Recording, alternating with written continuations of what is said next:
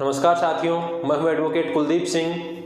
दोस्तों, जब भी कोई पेशेंट किसी अदर स्टेट से आकर के अगर किसी दूसरे स्टेट में अपना अगर ट्रीटमेंट करवाता है और उस स्टेट गवर्नमेंट के द्वारा अगर कोई ट्रीटमेंट अगर फ्री किया गया है, तो क्या उसके बावजूद भी हॉस्पिटल में उस बाहर से अदर स्टेट से आए हुए पेशेंट के साथ में कोई डिस्क्रिमिनेशन मीन्स भेदभाव हो सकता है?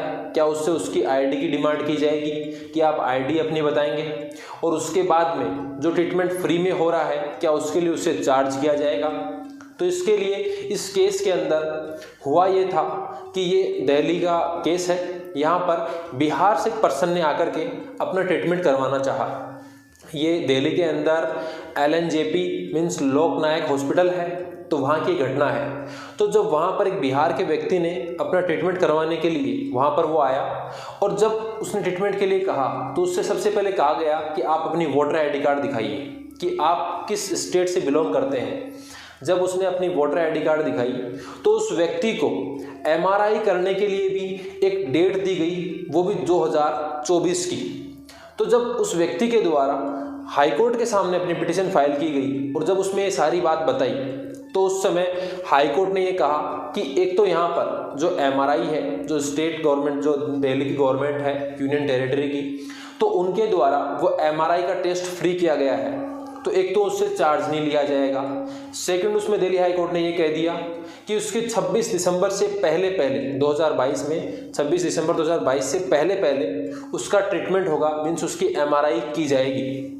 साथ में दिल्ली हाईकोर्ट ने यह भी कहा कि अगर कोई भी किसी भी स्टेट में कोई गवर्नमेंट हॉस्पिटल है और अगर किसी भी अदर स्टेट से या फिर यूनियन टेरिटरी से कोई भी अगर पेशेंट आता है तो उसके साथ में कोई डिस्क्रिमिनेशन नहीं होना चाहिए, ना ही उसकी ID कार्ड या फिर कोई भी वोटर ID या फिर कोई भी ID हो सकती है, वो देख करके उसके साथ में किसी भी प्रकार का भेदभाव नहीं होना चाहिए। उसे ट्रीटमेंट वही मिलना चाहिए जो उसे एक लोकल स्टेट में रहने वाले रेजिडेंट को मिलता है। तो ये दिल्ली हाईकोर्ट ने इस केस के अंदर कहा। दोस्तों, इसके अलावा इस सेकंड केस के अंदर हुआ ये था कि एक कोरोना 2020 में कोरोना का एक पेशेंट था।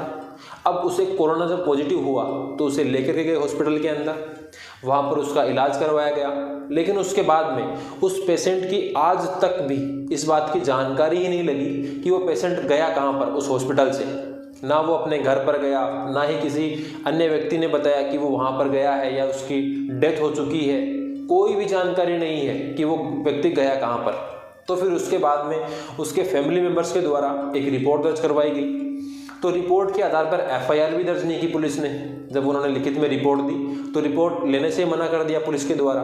फिर उसने जब ऑनलाइन कंप्लेंट की कि उसके फादर मिसिंग हैं, वो कोरोना पॉजिटिव थे और उन्हें हॉस्पिटल ले जाया गया था, और वहाँ से लेकर के आज तक उन्हें कोई जानकारी नहीं है कि उनके फादर हैं कहाँ पर। तो फिर ऐसे में ऑनलाइन कंप्लेंट के आधार पर एक FIR रजिस्टर हुई, और उसके बावजूद भी जब कोई जानकारी नहीं लगी तो ये केस फाइल किया गया। ये पिटीशन फाइल हुई हाई कोर्ट के अंदर हेबियस कॉर्पस। अब इस हेबियस कॉर्पस पिटीशन के अंदर जब सुनवाई की गई तो यहाँ पर कोर्ट ने तमिलनाडु गवर्नमेंट को डायरेक्शंस दिए कि वो 1 लाख रुपए पे करेगी उस फैमिली को जिसका पेशेंट आज तक मिला भी नहीं है। साथ में ये भी कहा कि इफेक्टिवली इसके अंदर जांच होनी चाहिए और उस व्यक्ति का पता लगाया जाना चाहिए। अब यहाँ पर आप लोगों के लिए ये है कि कोरोना के अंदर बहुत से लोग ऐसे हैं जो पुअर फैमिली से थे, उनका आज तक पता ही नहीं लगा कि उनकी डेथ हुई या वो कहाँ पर गए। ये एक्चुअल है ऐसी पोजीशन। तो उन लोगों के लिए उन्हें रिपोर्ट दर्ज करवानी चाहिए। अगर रिपोर्ट दर्ज करवाने के बावजूद भी अगर कोई जानकारी नहीं मिलती है तो उन्हें हेबियस कॉर्पस पिटीशन फाइल करनी चाहिए हाई कोर्ट के अंदर, और वहाँ पर वो डायरेक्शन दिलवा सकते हैं हाई कोर्ट से।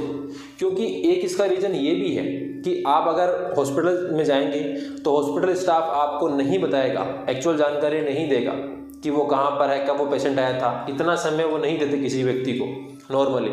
अगर आप पुलिस स्टेशन में जाएंगे वहाँ पर आपको बिल्कुल जाना चाहिए, रिपोर्ट दर्ज करवानी चाहिए, लेकिन उसके बावजूद भी बहुत कम ऐसे चांस है कि आप रिपोर्ट दर्ज करवाएं और आपकी रिपोर्ट इफेक्टिवली लिखी जाए और उसके ऊपर इन्वेस्टिगेशन भी हो। तो इसलिए आपको रिपोर्ट करवानी ही होगी। प्रोसीजर यही है कि आपको सबसे पहले रिपोर्ट दर्ज करवानी होगी। आपको बताना होगा कि किस दिनांक को उनको लेकर के गए थे, अगर हॉस्पिटल स्टाफ से लेकर के गए थे या फिर वो स्वयं जाकर के वहाँ पर एडमिट हुए थे तो वो आपको बताना होगा, और किस डेट से वो मिसिंग है तो वो आपको बताना होगा। ये आपको रिपोर्ट दर्ज करवानी चाहिए पुलिस स्टेशन के अंदर। और उसके बाद में अगर पुलिस के द्वारा कोई भी इन्वेस्टिगेशन नहीं की जाए तो उसके बाद में आप अपने स्टेट के, उस स्टेट में जो भी हाई कोर्ट है, उस हाई कोर्ट के अंदर आप अपनी हैबियस कॉर्पस की पिटीशन फाइल करवा सकते हैं और वहाँ से आपको रिलीफ ज़रूर मिलेगी हाई कोर्ट के द्वारा। तो दोस्तों, आई होप आपको वीडियो पसंद आया होगा। इसी प्रकार के वीडियोस देखने के लिए चैनल को सब्सक्राइब करें और वीडियो को लाइक एंड शेयर करना ना भूलें।